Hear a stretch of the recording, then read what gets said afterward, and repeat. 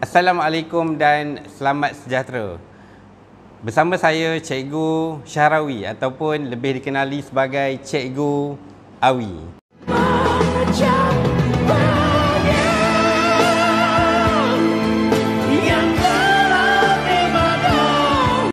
Pada hari ini kita akan membincangkan berkenaan dengan bab 6, iaitu bab 6.2 berkaitan dengan ancaman komunis di negara kita. Komunis. Baca!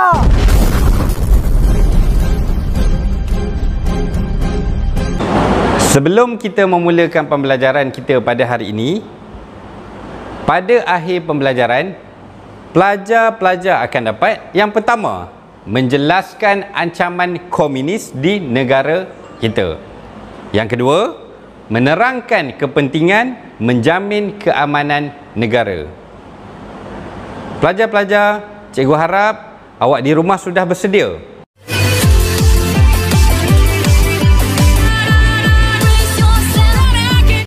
Untuk kita meneruskan pembelajaran kita pada hari ini, dah bersedia ke belum? Buku teks dan bagi tumpuan.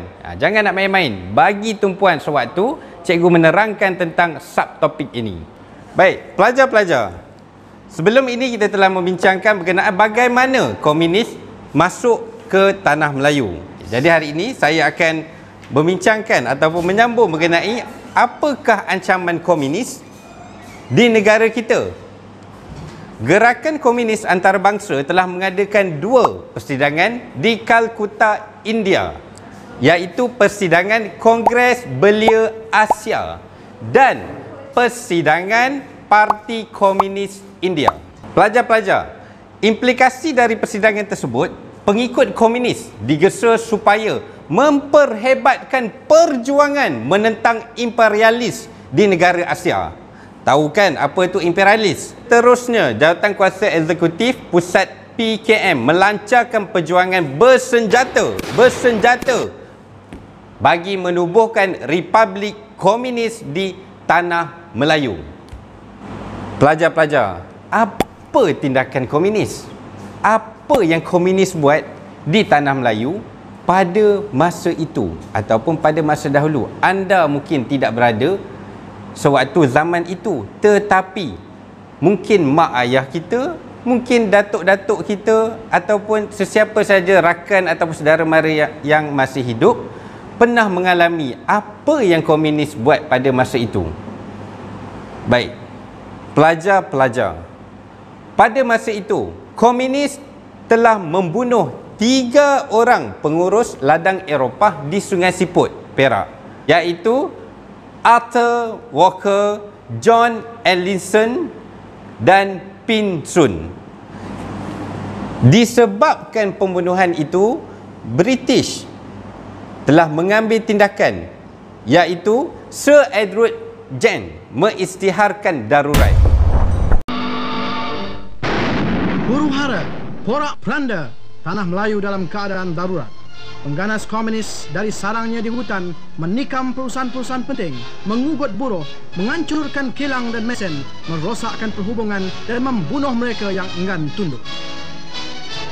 Undang-undang darurat dilaksanakan di kawasan-kawasan tertentu di negeri Perak seperti di Ipoh dan Sungai Siput, serta di Johor yang merangkumi daerah Muar, Keluang, Kulai dan Pelentong. Pada 17 Jun 1948, undang-undang darurat ini diperluaskan meliputi keseluruhan negeri Perak dan Johor.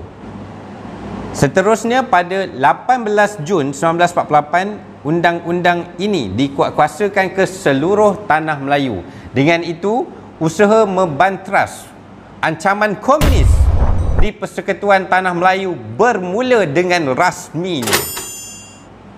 Macam mana pelajar-pelajar? Itu baru permulaan. Baik, kita pergi kepada apa yang berlaku seterusnya. Pelajar-pelajar, walaupun undang-undang darurat dikuatkuasakan di seluruh tanah Melayu, komunis tetap meneruskan aktiviti mengugat keamanan dan kestabilan negara. Bagi memastikan kejayaan dalam perjuangannya, komunis mencetuskan huru-hara di seluruh negara agar penduduk hilang keyakinan terhadap British. Mereka melakukan pelbagai tindakan untuk melumpuhkan ekonomi, merosakkan infrastruktur, mengancam keselamatan penduduk dan pasukan keselamatan. Kejam tak? Tak kejam lagi. Okey, kita pergi kepada peristiwa yang seterusnya. Apa yang terjadi? Komunis telah melumpuhkan ekonomi. Melumpuhkan ekonomi. Sejak undang-undang darurat dikuatkuasakan, lumbung biji timah dan ladang getah menjadi sasaran utama serangan komunis untuk melemahkan ekonomi British. Dari tahun 1948 hingga tahun 1956, komunis menyerang 80 lumbung biji, antaranya di Perak, Selangor dan Negeri Sembilan. Apa yang mereka rosakkan? Mereka rosakkan antaranya pokok getah, kilang estet, rumah asap, rumah kongsi, kedai dan sekolah serta membunuh pekerja. Kalaulah kita berada pada zaman tu, agak-agaknya boleh tak kita hadapi situasi begitu? Betul tak? Seterusnya, tindakan komunis ini menyebabkan pekerja lombong dan ladang getah menderita. Selain mengganggu kerja harian di lombong dan ladang, nyawa mereka juga turut diancam. Seterusnya, apa yang komunis telah buat dengan infrastruktur pada masa itu? Pelajar-pelajar, komunis telah menjalankan pelbagai kegiatan sabotaj. Sabotaj terhadap apa? Antara yang komunis sabotaj adalah kemudahan asas, terutama sistem pengangkutan dan perhubungan. Mereka menggebom, bom, merosakkan dan mengalihkan landasan kereta api. Kenderaan yang melalui jalan raya pula ditembak dan dibakar. Komunis turut mensabotaj kemudahan telefon serta telegraf serta merosakkan paip air. Bayangkan kalau tak ada air. Kita sekarang ni lah kalau tak ada air. Tak tahulah, dah komen dalam Facebook pun. Seterusnya, mereka bertindak menyerang pekerja awam yang ditugaskan untuk membaiki jalan, membina sistem pengairan dan pekerja yang menjalankan penyelidikan di tapak skim hidroelektrik. Keadaan ini menjejaskan kehidupan harian penduduk tempatan kerana infrastruktur tidak dapat diselenggara dengan baik. Pelajar-pelajar, komunis melakukan pelbagai tindakan ganas yang mengugat keselamatan rakyat. Mereka mengugut, mensabotaj, menyerang, melakukan kekejaman, menganiaya, menculik, merampas, membakar harta benda dan membunuh penduduk yang bekerjasama. Laju sangat ke? Saya pelan sikit lah kan. Contohnya, pada malam 5 Julai 1949, komunis mencampakkan bom tangan. Bom di Shim Circus, Kampar Perak. Akibatnya, seramai 46 orang cedera parah dan 4 orang mati. Tindakan komunis ini menyebabkan kesengsaraan dan penderitaan kepada rakyat. Sedih kan? Semua dapat gambarkan bagaimana kekejaman yang berlaku pada waktu itu. Kalaulah kita dapat pergi pada zaman tu, saya rasa kita tak sanggup berada pada zaman tu. Seterusnya, pelajar-pelajar, komunis telah mengancam pasukan keselamatan.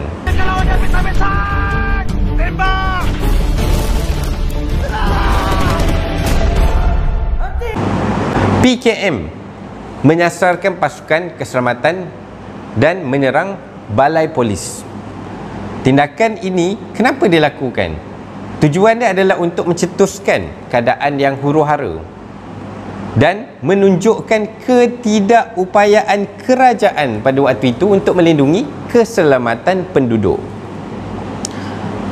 Pelajar-pelajar boleh tengok statistik yang saya tunjukkan berapa ramai polis, special constable, tentera yang tercedera dan terkorban pada waktu itu. Ramai kan? Bagaimana kronologi polis menyerang pasukan keselamatan pada waktu itu? Pada 17 Jun 1948 di Johor, komunis menyerang balai polis Kampung Jeram.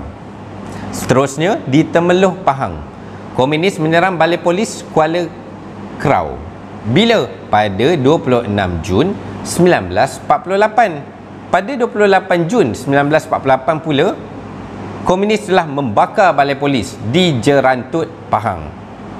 Seterusnya di Gua Musang, Kelantan, komunis menyerang balai polis Gua Musang pada bila tu? 17 Julai 1948. Dan pada 8 Mac 1949 di Kajang, Selangor pula, komunis menyerang jeep tentera.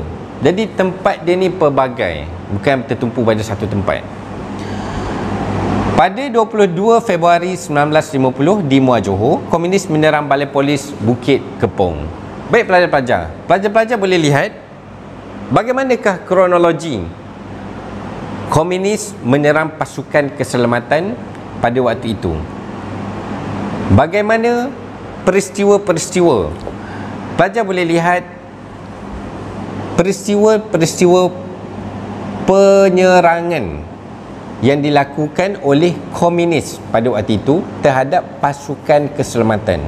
Baik para pelajar, ada satu soalan cikgu nak tanya sebelum kita tamatkan kelas kita pada hari ini. Senang je soalan ni. Soalan ni cikgu rasa macam nak tanya Don lah. Okey Don. Boleh Don? Boleh juga. Boleh. Okey Don. Baik Don. Soalannya adalah senang je Don. Apakah tindakan yang kamu akan lakukan sekiranya kamu berada pada zaman komunis? Tindakan kan? Kalau kata kamu pergi ke zaman tu, apa yang kamu akan buat bila berada dalam keadaan keganasan komunis? Dia bunuh orang kan, dia menindas dan sebagainya. Boleh Don? Boleh? Boleh cikgu. Okey Don, jawab Don, jawab. Cikgu, saya dan kawan saya akan bergandeng bahu menentang komunis cikgu. Itu janji kami. Kedua cikgu, kami akan mengatur strategi serigala menyorok bawah tanah cikgu. Kawan-kawan sekali cikgu. Sekejap cikgu. Cikgu. Cikgu, saya nak buat persiapan cikgu. Okey cikgu. Bagus Don, bagus Don. Macam ni yang kita nak. Rakyat yang patriotisme, berjuang melawan siapa juga yang menindas rakyat kita. Bagus Don, bagus Don. Baik pelajar-pelajar, sebelum kita menamatkan kelas kita pada hari ini, ada kerja rumah sikit cikgu nak bagi pada awak. Boleh tak? Okey, soalannya salin, jangan lupa tulis ya. Okey, yang pertama, jelaskan bagaimana ancaman komunis di negara kita. Boleh? Yang kedua, soalan yang kedua, terangkan kepentingan menjamin keamanan negara. Senang je. Semua tu cikgu dah terangkan tadi. Cuma awak tulis dalam buku tulis, nanti hantar kepada cikgu. Jadi, pelajar-pelajar, sampai di sini saja perbincangan kita pada hari ini. Kesimpulannya, daripada apa yang kita bincangkan tadi, kita dapat tahu bahawa komunis cuba mewujudkan sebuah kerajaan republik komunis di tanah Melayu. Ia bagi merealisasikan matlamat mereka. Jadi, pelbagai tindakan dilakukan mereka bertujuan mengancam keamanan negara. Macam-macam, menyerang, membunuh, mengebom, pelbagailah seperti yang kita bincangkan tadi. Jadi, tindakan komunis ini menyebabkan rakyat dan kerajaan bekerjasama membantras ancaman komunis. Jadi, sampai di sini saja perbincangan kita di dalam bab 6 ini. Berjumpa lagi kita dalam bab yang seterusnya, subtopik yang berlainan. Sekian, terima kasih.